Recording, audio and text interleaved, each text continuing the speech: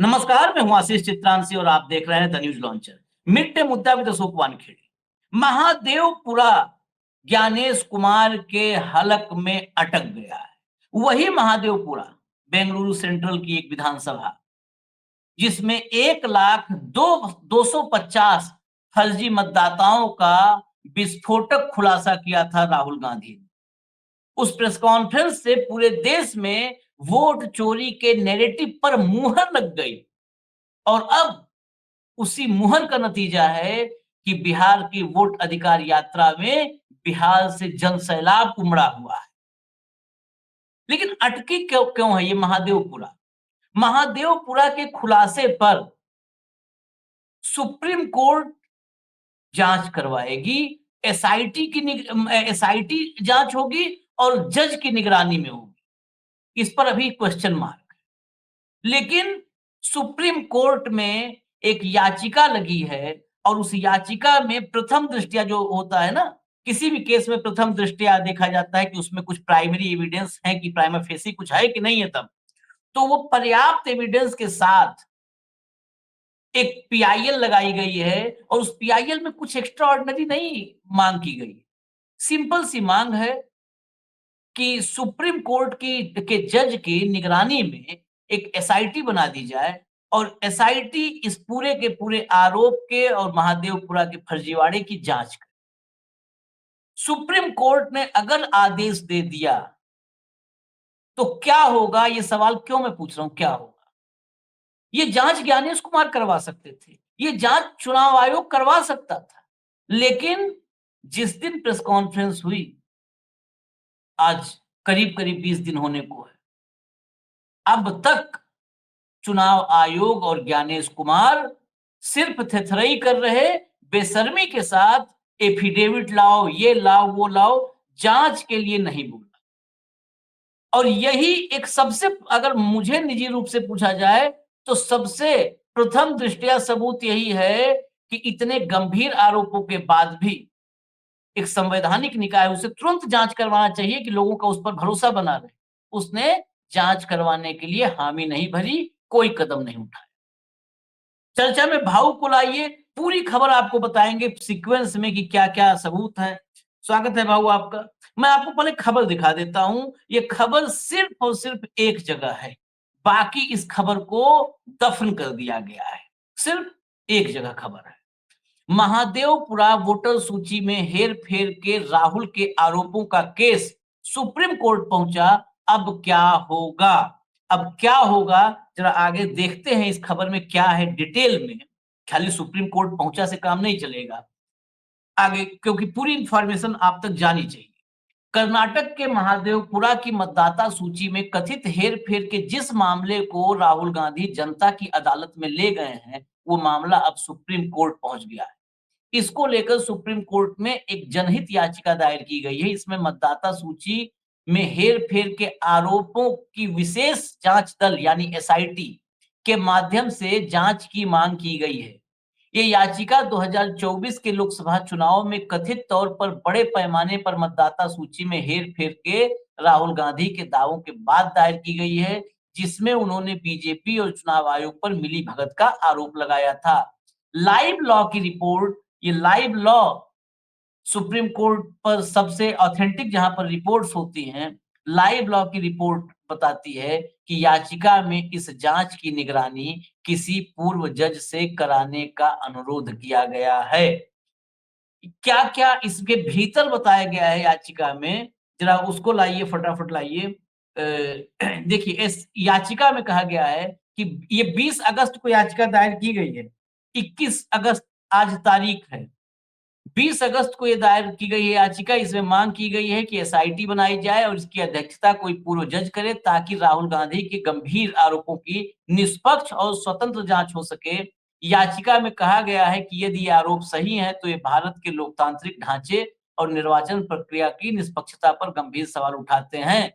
याचिका में राहुल गांधी के 7 अगस्त के प्रेस कॉन्फ्रेंस का हवाला दिया गया, जहां उन्होंने यह मुद्दा उठाया था कि याचिका में ये भी तर्क दिया गया है कि मतदाता सूची में हेर-फेर जैसे मामले संविधान के तहत नागरिकों के एक व्यक्ति एक वोट के अधिकार को कमजोर करते हैं, इसलिए इसकी गहन जांच जरूरी है। याचिकाकर्ता ने चुनाव आयोग के लिए पारदर्शिता, जवाबदेही, ईमानदारी सुनिश्चित करने वाले बाध्यकारी दिशा निर्देश बनाने और जारी करने की मांग की है।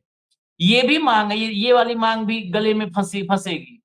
ये भी मांग है याचिकाकर्ता की कि चुनाव आयोग को मतदाता सूचियों को सुलभ मशीन रीडेबल फॉर्म में प्रकाशित करने का निर्देश दिया जाए, ताकि सही सत्यापन, ऑडिट और सार्वजनिक जांच हो सके। अब एविडेंस के रूप में जो प्राइमा फेसी एविडेंस जो बताया जा रहा है, प्रथम दृष्टया पर्याप्त सबूत, याचिकाकर्ता का दावा है कि उन्होंने विपक्ष के नेता द्वारा उठाए गए आरोपों की स्वतंत्र रूप से जांच की है। याचिकाकर्ता ने इसकी जितनी उसकी क्षमता थी उसने जांच की है और प्रथम दृष्टया पर्याप्त सबूत पाए गए हैं। ये यह दिखाते हैं कि ये आरोप वैध मतों को कमजोर करने की व्यवस्थित कोशिश को उजागर करते हैं। उन्होंने कहा कि इसके लिए इस न्यायालय के तत्काल हस्तक्षेप की जरूरत है। याचिकाकर्ता ने कहा कि मतदाता सूची में इस तरह की हेराफेरी संविधान के अनुच्छेद 326 यानी वयस्क मताधिकार, अनुच्छेद 324 यानी निर्वाचन आयोग द्वारा स्वतंत्र और निष्पक्ष चुनाव का संचालन और अनुच्छेद 14 और 21 यानी कानून के समक्ष समानता और लोकतांत्रिक शासन में सार्थक भागीदारी के अधिकार का उल्लंघन करती है। 326, 324, 14 और 21 याचिका में भी कहा गया है कि निर्वाचन आयोग की ओर से राहुल गांधी से उनके दावों को सत्यापित करने के लिए शपथ के तहत सबूत मांगना सही नहीं है, क्योंकि विशेषज्ञों का मानना है कि पंजीकरण नियम इस स्थिति में लागू ही नहीं होता। यह नियम ड्राफ्ट मतदाता सूची प्रकाशन के 30 दिनों के भीतर शिकायतों या आपत्तियों के लिए है, जबकि 2024 के लोकसभा चुनाव पहले ही समाप्त हो चुके हैं। ये थी पूरी गाथा। अब आगे चलते हैं भाऊ के पास। भाऊ, इस गाथा पढ़ने के बाद यही तो एक था ना कि चुनाव आयोग संवैधानिक निकाय है, वो अपना फैसला खुद करेगा, नहीं करवाएंगे जांच, नहीं करवाएंगे और करवाएंगे तो गोगोई टाइप करवाएंगे, क्योंकि खुद ही उन्हीं पर आरोप है, उन्हीं को जांच करना है, क्लीन चिट दे लेंगे। अब तो एसआईटी, और अगर जज की निगरानी में एसआईटी बनी तो ज्ञानेश कुमार, इनका दिन आगे का अच्छा नहीं नजर आ रहा भाऊ। आशीष जी, ये सारी बात न्यायपालिका के विवेक पे अधीन है। मैं अभी भी कहता हूं कि न्यायपालिका ने, सवाल क्या है, मैं 2-3 बातें मैं आपको बताऊं कि कुछ दिनों से मैं लगातार बाकी जगह पे भी देख रहा हूं, जो पेड पामेरियंस है, यूट्यूब पे भी पेड पामेरियंस आ गए हैं। हाँ, उनमें से जब से सीएसडीएस में माफी मांगी है गलत डाटा के लिए, तब से उन लोगों ने उसी का आधार बना के ये बोलना शुरू कर दिया कि ये जो बेंगलोर वाला मामला था कर्नाटक का, ये भी सीएसडीएस के ही डाटा पे अवलंबित था, इसलिए राहुल गांधी फ्रॉड है, इसको भी माफी मांगनी चाहिए। लोगों को, हम जरा दर्शकों को बता दे कि सीएसडीएस के किसी भी डाटा का कांग्रेस ने उपयोग नहीं किया। सीएसडीएस के सर्वेस का जरूर कांग्रेस अपने आकलन में लाती है, ये मैं कांग्रेस की तरफ से नहीं बोल रहा हूँ, ये जो होता है। लेकिन कर्नाटक में जो हुआ, वो तो कर्नाटक में चुनाव आयोग ने कांग्रेस को जो मतदाता सूची मुहैया करवाई, और वो मतदाता सूची जिसमें 2024 में मतदान हुआ, कोई पहला ड्राफ्ट सेकंड ड्राफ्ट वाला बात नहीं था। जिस मतदाता सूची पे मतदान हुआ, उस मतदाता सूची में 1,02,52 वोट फर्जी पाए गए बेंगलोर सेंट्रल लोकसभा के अंदर आने वाले महादेवपुरा विधानसभा क्षेत्र में। ये तो बिल्कुल टिप ऑफ द आइसबर्ग है। ये तो इस हिमखंड का ऊपर दिखने वाला भाग है। नीचे हिमखंड कितना बड़ा है, हिमालय इतना बड़ा है कि हिमालय से दुगना है, ये तो समय बताएगा। उसके बाद क्या हो गया आशीष जी, हर राज्य से, मतलब मैं यदि आपको कहूं तो आपको एक दिन 24 घंटे का एक कार्यक्रम ही रखना पड़ेगा। चुनाव आयोग और धान लिया। जयपुर ग्रामीण से मेरे पास कुछ लिस्ट आई है। मतलब उन्होंने कहा कि अशोक जी, आप जयपुर, राजस्थान तो बोले हर मामले में रिकॉर्ड बनाता है। मैं आपका प्रोग्राम देख रहा हूं, उस दिन आप, आशीष और आप बड़े बता रहे थे कि 0, 00, 000, अरे बोले यहाँ जयपुर ग्रामीण में 5 जीरो का एड्रेस है, 5 जीरो, और उसमें कई लोग रह रहे हैं, और उनने मुझे स्क्रीनशॉट भेज दिया। नागपुर के पास एक कॉन्स्टिट्यूंसी है विधानसभा की, उन्होंने कहा कि भाई साहब हमने 5,000 फर्जी मत पकड़े। तहसीलदार ने लिख के दिया कि ये 5,000 लोग जो है ये रहते ही नहीं मेरे क्षेत्र में टोटल। अब तहसीलदार तो रेवेन्यू का ऑफिसर है, वो तो ऑथेंटिक माना पड़ेगा। उसके लिखने पर हमने एफिडेविट करके चुनाव आयोग में कंप्लेंट की, अभी तक उस पर कोई कार्यवाही नहीं। आज चुनाव को हुए संपन्न हुए इतने दिन हो गए, ये एफिडेविट को रोते हैं। हमने एफिडेविट के साथ और उसका लेटर तहसीलदार का वो लिख के दिया, फिर भी कोई एक्शन नहीं। अब राहुल गांधी ने क्या किया, राहुल गांधी ने जो डिटेल एनालिसिस किया एक कॉन्स्टिट्यूंसी का, और उसके भी 3-4 महीने लग गए, और उसके बाद जो फर्जीवाड़ा निकला उसका जवाब देना चाहिए था। चुनाव आयोग ने कहना चाहिए था कि हम एक इंक्वायरी करते। देखिए कल आरोप हम पे भी लग सकते हैं कि आपने फला फला वीडियो में बहुत गलत कहा, तो हम कहेंगे हम नहीं कहते गलत, हमने तुम इस गलत सुनते हो, ऐसा तो नहीं कहेंगे। हमने कहा एक बार वीडियो हम भी देख लेते, हो सकता है गलती हो गई हो। वीडियो देखेंगे, उसका सत्यापन क्या है ये देखेंगे, हमारे पास प्रूफ क्या है वो देखेंगे, और फिर कहेंगे कि हमने वीडियो, आपने जो ऑब्जेक्शन उठाए उसके कागज हमारे पास है, ये कागज है, ये ऑर्डर्स है, ये गवर्नमेंट का है, और इसके बाद आपको ये फर्जी लगता होगा तो आप कृपया हमको और बताएं, हम उस पर और रिसर्च करने को तैयार। क्योंकि यदि आपके मन में चोर नहीं है तो आप खुल के आते हैं, लेकिन आपके मन में चोर है, आपने प्री प्लान करके धांधली करी है, आपने चुनाव हाईजैक किया है वहां। और जब आप चुनाव हाईजैक करोगे तो फिर जब सवाल उठाए जाएंगे, जब पकड़े जाएंगे, कौन चोर कहता है जी कि मैंने चोरी की? वो तो न्यायालय में भी बोलता है कि पुलिस ने जबरदस्ती मेरे से लिखवा लिया, ये मैंने किया नहीं। ये तो न्यायपालिका तय करेगी कि चोरी की कि नहीं करी। मतों की चोरी हुई है, 1,02,52 मत दिखते हैं सामने, उन्हीं की मतदाता सूची से निकली है। अब ये न्यायपालिका तय करेगी चोरी है कि नहीं चोरी है, और चोर को पकड़े। कौन सा चोर कहेगा कि मैंने चोरी की? गणेश कुमार जी कहेंगे? गणेश कुमार के एफिडेविट दे दो, क्या एफिडेविट दे दो? कौन सा एफिडेविट चाहिए तुम्हें? जो एफिडेविट का फॉर्मेट तुमने दिया था वो तो मतदाता सूची में नाम बदलने के लिए है। राहुल गांधी थोड़ी रेक्टिफाई करने के लिए बोल रहे हैं मतदाता सूची। राहुल गांधी जिस मतदाता सूची पे फ्रॉडुलेंटली आपने चुनाव करवाए हैं, फिर आपकी दलील कि एक जगह एक मतदाता 3 जगह हो, इसका मतलब 3 जगह थोड़ी उसने वोट दिया। आप प्रूव करो कि नहीं दिया, चलो आप प्रूव करो ना कि ये मतदाता 3 जगह है लेकिन एक ही जगह वोट दिया। इसका मतलब आपका जो मतदाता का आंकड़ा है वो जबरदस्ती आप बढ़ा के दे रहे हैं। एक आदमी 3 जगह, ऐसे 1,000 आदमी यदि होंगे तो 2,500 तो एक्स्ट्रा कर दिया आपने। और ये गलतियां होती कैसी जब आप इंटेंसिव सर्वे करते हैं तो? बोले जिन लोगों को रहने के लिए जगह नहीं होती उनका हम जीरो लिख देते, इसका मतलब वो फुटपाथ पे है। फुटपाथ पे ही है ना आशीष जी, लोग मुंबई में फुटपाथ में रहते हैं, उनको भी पत्र पहुंचते हैं, वो लिखते हैं फला एरिया में महादेव मंदिर के पास, पिछवाड़े पीछे नल के पास। और जो आदमी फुटपाथ पे रह रहा, जिसको रहने का घर नहीं है, उससे आप 11 सर्टिफिकेट मांग रहे हैं। उससे 11 सर्टिफिकेट मांग रहे हैं। घुसपैठियों तो वो होंगे जो 0 नंबर पे होंगे। मतलब यदि मेरे पास एक सर्टिफिकेट नहीं है तो मेरा घर होते हुए भी मैं मतदाता नहीं, मैं घुसपैठिया हूं। और जिसका घर नहीं, कुछ भी नहीं उसके पास, और यदि उसके पास ग्रेजुएशन का सर्टिफिकेट भी है, उसके पास डोमिसाइल सर्टिफिकेट है, पासपोर्ट भी है, सब कुछ है उसके पास, 11 सर्टिफिकेट, और फुटपाथ पे रह रहा है। तो किस दुनिया में रह रहे हो गणेश कुमार जी? लोग की परिकल्पना में रह रहे क्या कि ये आपके किए हुए कीचड़ में ही कमल खिल रहा है? कीचड़ बना के रख दिया है चुनाव आयोग। और न्यायपालिका को देखना चाहिए। मैं कहता हूं कि यदि देखिए ये चुनाव आयोग की साख का सवाल है आशीष। न्यायपालिका ने या तो चुनाव आयोग की साख को रिस्टोर करना चाहिए, राहुल गांधी को जेल करके। यदि इतना फ्रॉड राहुल गांधी कर रहे हैं तो राहुल गांधी को राजनीति करने का अधिकार है, बिल्कुल जेल में ठूस देना चाहिए।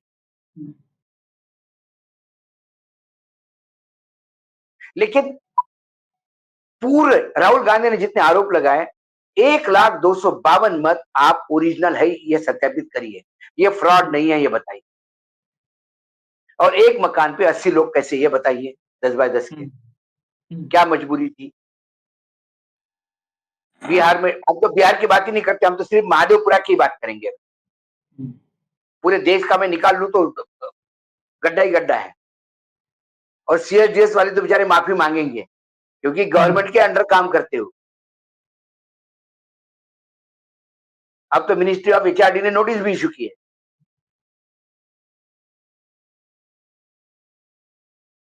तो कुल मिलाकर सवाल ये है कि एक कॉन्स्टिट्यूंसी जो उन्होंने की, एक सैंपल सर्वे किया, अब उस सैंपल सर्वे में क्या होता है, और यदि ये है तो फिर चुनाव आयोग को आदेश देना चाहिए। महादेवपुरा में 1,02,52 मत वोट फर्जी मिले हैं, और यदि ये फर्जी मिले हैं तो अब आप पूरे देश की डिजिटल कॉपी मुहैया करवाइए, ताकि सॉफ्टवेयर के हिसाब से पूरे देश में कितने करोड़ मतदाता किस किस कॉन्स्टिट्यूंसी में हो गए, आपको खेल समझ में आ जाए। उसमें राहुल गांधी की भी निकालिए ना, राहुल गांधी की भी कॉन्स्टिट्यूंसी सर्च करिए।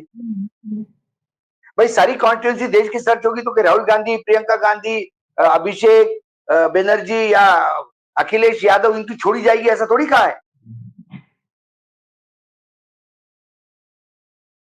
नहीं इतना, इसके अलावा मैंने यही कहा ना कि बोलो छोड़ो, मैं छोड़ो, चुनाव आयोग बीजेपी के गोद में नहीं बैठा है। राहुल गांधी के कॉन्स्टिट्यूंसी में यदि फर्जी वोटर है तो चुनाव आयोग कांग्रेस के गोद में क्यों बैठा है? क्यों राहुल गांधी को मदद करना चाहते चुनाव आयोग? जो आदमी आपको बदनाम कर रहा है उसको क्यों मदद करना चाहते हैं आप, फर्जी मतदाता करके वहां पे? या आपने फर्जी मतदान करवाने के बाद भी राहुल गांधी जीते तो उसकी ग्रेटनेस है। इतना करने के बाद भी आप एक ही होगी। मतलब आशीष, जिस पार्टी को लोकसभा में एक उम्मीदवार मिले, तक करे शरद अजित पवार की पार्टी को एक लोकसभा सीट, बाकी सुपड़ा साफ, खुद की पत्नी बारामती में सुपड़ा साफ, वो विधानसभा में 42 सीट लेके आता है। और स्ट्राइक रेट देखिए, स्ट्राइक रेट देखिए उसका। आप बताइए कैसा? नहीं, इसमें एक और भी है, एसआईटी जांच करे, मतलब ये तो कोर्ट क्या सुप्रीम कोर्ट पे है सब कुछ निर्भर, ये किसकी बेंच में जाता है, मास्टर ऑफ रोस्टर तो गवई साहब हैं। यहाँ पर ये भी सुनना होगा, मास्टर ऑफ रोस्टर किस बेंच में जाएगा ये जस्टिस गवई तय करेंगे, सीजीआई हमारे। तो कहाँ जाता है, क्या फैसला आता है, ये सब अलग रहा। लेकिन इसके पीछे मुझे लगता है अगर जांच हो तो उस जांच में अगर हम लोग को भी, जैसे हम लोग बहुत शो कर रहे हैं, बहुत ज्यादा हम लोग भी कहते हैं ना, भक्त सब बहुत उछल रहे हो, इलाज होगा ये जो है टाइगर का और इनका इलाज होगा, तो हम तो चाहते हैं एसआईटी बने। तो आज हम पहला ऑफर दे रहे हैं कि एसआईटी हम लोग को भी बुलाए, कि भाई आप लोग बहुत कार्यक्रम किए, आप लोग क्या कुछ उसको समझे कि नहीं समझे। दूसरी चीज हमको इसलिए बुलाए क्योंकि हमारे बाद फिर अमित मालवीय जैसे लोगों को बुलाए, जो दिन रात झूठ फैलाने में लगे, दिन रात झूठ फैलाने में लगे हैं। इंदिरा गांधी 1980 में नेशनल कैपिटल उसमें ये बनी थी, उसने चला दिया ना, और वो फर्जी निकला, फेक फर्जी निकला। जब वो बने 1991 में बना, 1991 में गठित हुआ था, 1980 में दिखा दिया। आशीष, मालवीय जी आईटी डिपार्टमेंट के हेड क्यों हैं? भाजपा में आजकल यूएसपी क्या है बड़े पद पे रहने? जितना फर्जीवाड़ा करने में काबिल, वो उसको हैंडल कर लेते बराबर, हैंडल कर लेते बराबर। उसी एलिजिबिलिटी से ज्ञानेश कुमार भी आए हैं क्या? ज्ञानेश, अरे एलिजिबिलिटी तो ज्ञानेश कुमार कौन है? चुनाव आयोग को तो हम निष्पक्ष मानते ही नहीं, तो बीजेपी का प्रकोष्ठ है, हम बोल रहे हैं। उनका अपॉइंटमेंट भी उसी हिसाब से हुआ। सवाल ये है कि न्यायपालिका को, मैंने हमेशा कहा कि थाली में यदि मक्खी गिरी है खाने में, आंख बंद करके नहीं खाया जाता आदमी। अरे यार क्या है ये, श्रीखंड में मक्खी गिरी है, श्रीखंड तो बहुत अच्छा लगता है, अच्छा आग बंद करके खा लो ना, मक्खी तो निकालनी पड़ी, ये तकाजा है। होती है अब गलतियां, मानते हैं, उन्होंने कहा कि गलतियां होती है, ज्ञानेश कुमार ने, बहुत बढ़िया है, गलतियां होती है तो करिए, मानिए तो सही गलती हो गई। और गलती 1,02,52 वोटर सिर्फ एक विधानसभा में, तो बाकी विधानसभा में कितना? मैं मानता हूं कि यदि वो 5 लाख से जीत गया होता बीजेपी का उम्मीदवार, तो ज्ञानेश कुमार कहते कि भैया चलो 1 लाख फर्जी वोट भी हो गए, तो वो तो 5 से जीता, 32,000 से जीता है। ये कहते कि ये फर्जी मतदान, जरूरी कि इन्होंने मतदान किया हो? आप प्रूव करके दीजिए कि इन लोगों ने मतदान नहीं किया, 1,02,52 लोगों ने मतदान ही नहीं किया, ये बता दें वो, रिकॉर्ड उनके पास है, वीडियो फुटेज उनके पास है। नहीं, ये सुप्रीम कोर्ट में मामला गया है। एक आंकड़ा अभी जब हम ये रिकॉर्ड कर रहे हैं, करीब इसके 20-25 मिनट पहले जारी किया है, इलेक्शन कमीशन ने आंकड़ा जारी किया है बिहार एसआईआर पर। मैं स्क्रीन पर अगर वो आ जाए तो सबको दिखा दूं। ये देखिए, ये है 11 more days left for filing claims and objection. 11 दिन और बचे हैं और अब तक जो प्राप्त हुआ है जितना क्लेम और ऑब्जेक्शन, वो देखिए, नेशनल पार्टीज में आम आदमी पार्टी से एक जो है, एक बीएलए, नंबर ऑफ बीएलएज, एक कंप्लेन, मतलब एक बीएलए कंप्लेन है। और बहुजन समाज पार्टी से 74, भाजपा से 53,336, 53,338, 338, communist Party of India Marxist 899, Indian national Congress 17,549 और नेशनल पीपुल्स पार्टी ये जो है इससे है 7। अब ये National People's Party national parties में कैसे नाम लिखा है, पहले तो इस पर भी मुझे एक सवाल है, क्योंकि ये जारी किया है ऊपर इलेक्शन कमीशन ऑफ इंडिया ने। और देखिए 21/8/2025 को डेट भी डली है, 21/8/2025। लेकिन ये नेशनल एनपीपी नेशनल पार्टीज में कैसे डाला, पहला तो मेरे मन में, मैं तो ये बिना जानकारी के पढ़ रहा था, लेकिन एनपीपी ये कहां से नेशनल पार्टी में दर्ज है, मुझे नहीं समझ में आ रहा है ये बात। उसमें नेशनल लिखा है, तो उन्होंने नेशनली माना है। अच्छा अच्छा, स्टेट पार्टी में Male, Bhakpa Male, Communist Party of India, Marxist लेनिनवादी लिबरेशन, ये 1496, जनता दल यूनाइटेड 36,550, लोक जनशक्ति पार्टी रामविलास 1,210, राष्ट्रीय जनता दल 47,506, राष्ट्रीय लोक जनशक्ति पार्टी 1913 और राष्ट्रीय लोक समता पार्टी 270। 1,60,813 ये अब तक जो है क्लेम्स एंड ऑब्जेक्शंस आए हैं, जिसमें मैक्सिमम मतलब 1 लाख के करीब ऑब्जेक्शन, 95,000 के करीब ये एनडीए से हैं और बाकी जो है इंडिया अलायंस से। तो ऑब्जेक्शंस भी, ये देखिए, ये डाटा जारी करने का मैं मकसद समझ रहा हूं, बड़ा क्लियर है। ऑब्जेक्शन भी भाजपा, मतलब बेईमानी नहीं है, क्योंकि भाजपा से ही एनडीए से ऑब्जेक्शन ज्यादा आ रहे हैं। ये देखिए, नए दांव होते हैं। ये इसलिए मैं कह रहा हूं ये बात, जिस चुनाव आयोग की इस एसआईआर की यूएसपी क्या थी बाबू? एक ही यूएसपी थी ना, सबसे बड़ी यूएसपी थी कि आपको 11 में से एक डॉक्यूमेंट अटैच करना है, 11 में से एक। जिस चुनाव आयोग ने ये भी सब जारी किया आंकड़े कि आज इतने % हो गया एसआईआर कंप्लीट, आज इतने % हो गया, आज इतने % हो गया, ये जारी कर दिया कि कितने क्लेम और ऑब्जेक्शन आए। वो चुनाव आयोग आज तक ये नहीं बताया कि कितने फॉर्म के साथ 11 में से एक डॉक्यूमेंट अटैच नहीं बताएगा। 11 एक डॉक्यूमेंट सुप्रीम कोर्ट की जिरह में बात उठी कि भाई आप ये तो बता दो, सब बता रहे हो, ये बता दो कि 11 में से एक डॉक्यूमेंट कितने % में अटैच हुआ, 50%, 60% या जितने लोग फॉर्म जमा किए सबने अटैच किया है, इतना तो बता दो। वो नहीं बताए, क्योंकि अगर वो बता देंगे और बाई चांस ये कहीं बात आ जाए कि आप डेटा को पब्लिक कर दो, सार्वजनिक कर दो, तो पकड़े न जाओगे। कहाँ पकड़े पे? जाओगे। हाँ, नहीं, फॉर्म तो बीएलए किसी का बीएलओ कर सकता है, लेकिन बीएलओ किसी का मैट्रिक का सर्टिफिकेट नहीं लगा सकता। मैंने मैंने बीएलओ वही तो किसी कहा। का, हाँ, अरे हाँ, भाई, जो यूट्यूबर्स ने जो इंटरव्यू लिए और जो एक्सपोज किया, तो हाँ, बीएलए एक ही जगह बैठ के दनादन फॉर्म भर रहे थे। हाँ, उनके सर्टिफिकेट भी नहीं थे। वो तो बोले खाना देखो, हाँ, पूर्ति हमको करनी है। हाँ, यही बोल रहे थे ना, हमको खाना पूर्ति करनी है। हाँ,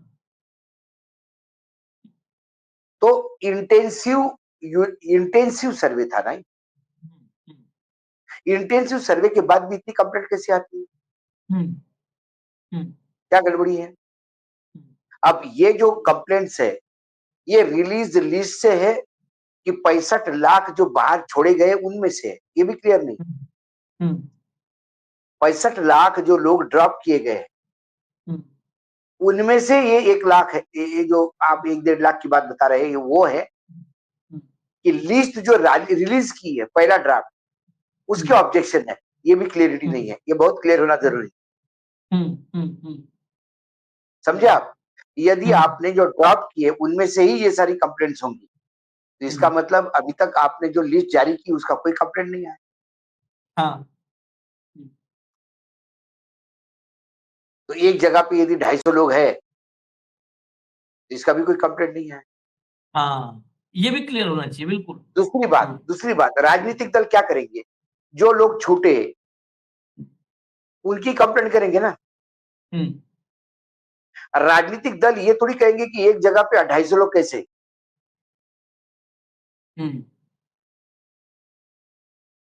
ये तो चुनाव आयोग को देखना है कि जब सिविल सोसाइटीज, हम तो अपने आप को सिविल सोसाइटी मानने लगे। अब हम्म, मीडिया रह गया, क्योंकि अब पामेरियन ही हो गया सब, तो क्या बोले।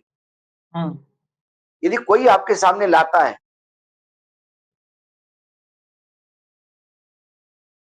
तो आप क्या कहेंगे कि नहीं नहीं, आपको अधिकार नहीं, आप क्यों बोल रहे हो? एक जगह पे 250 लोग क्यों?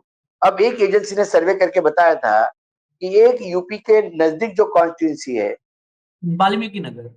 वाल्मीकि नगर में 5,000 से ज्यादा बाहर के लोग।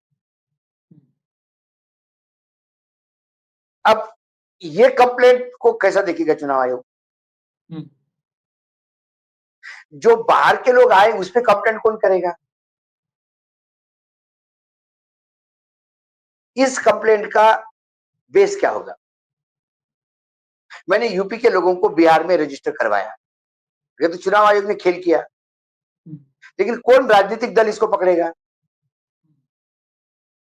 भाई, राजनीतिक दल के पास लिस्ट आई है, वो तो देखेगा कौन लोग छूटे, उन्हीं की करेगा ना। एक आदमी 2 जगह है, ये कैसा राजनीतिक दलों को पता पड़ेगा? क्या इतना टाइम है क्या कि पूरे देश, एक एक वोटर को पूरा देश में करने का?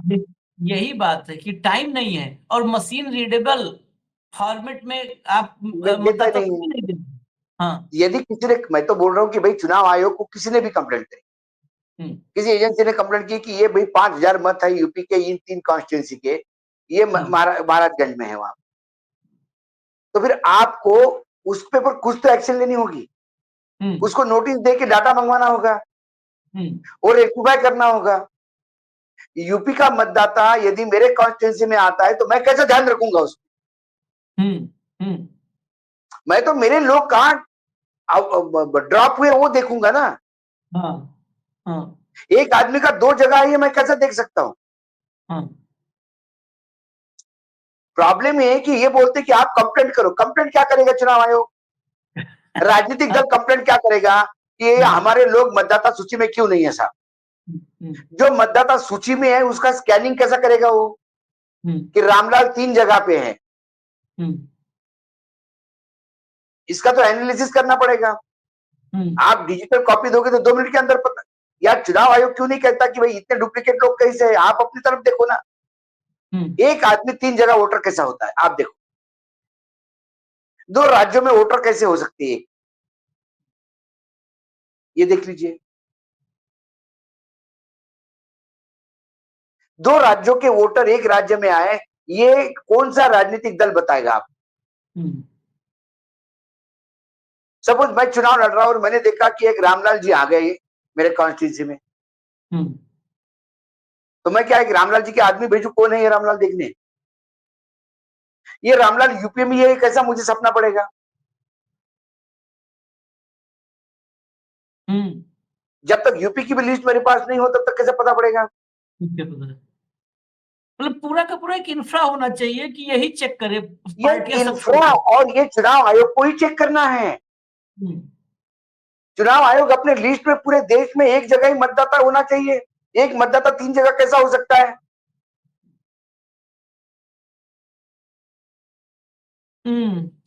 चलिए खैर, अब देखते सुप्रीम कोर्ट पर, सारी नजर अब सुप्रीम कोर्ट पर है। जस्टिस गवई खुद सुनवाई करते हैं या किसी और बेंच में केस रेफर करते हैं, और फैसला क्या आता है, इसमें बहुत ज्यादा इसके लिए लंबी चौड़ी सुनवाई की जरूरत नहीं है।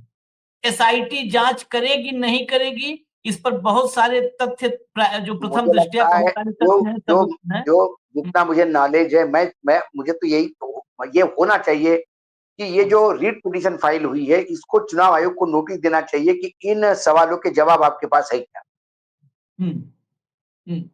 एफिडेविट वगैरह छोड़ो, ये आप क्या कहते हैं, सही है या गलत?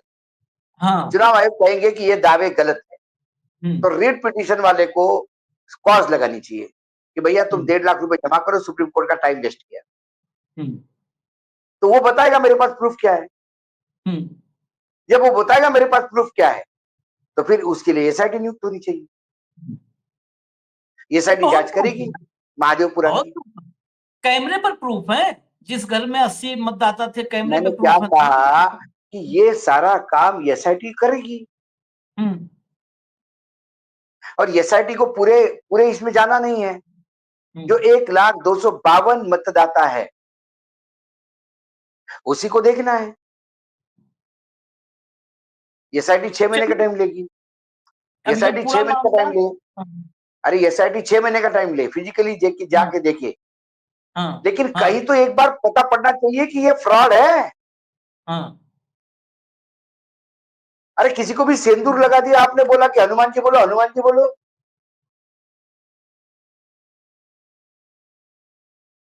ये थोड़ी चलेगा।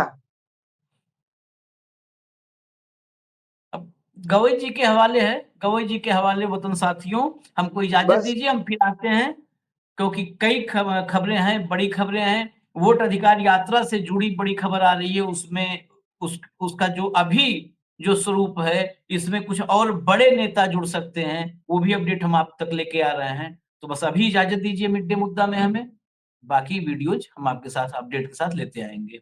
धन्यवाद भाऊ, बहुत बहुत धन्यवाद, नमस्कार। नमस्कार। नमस्कार।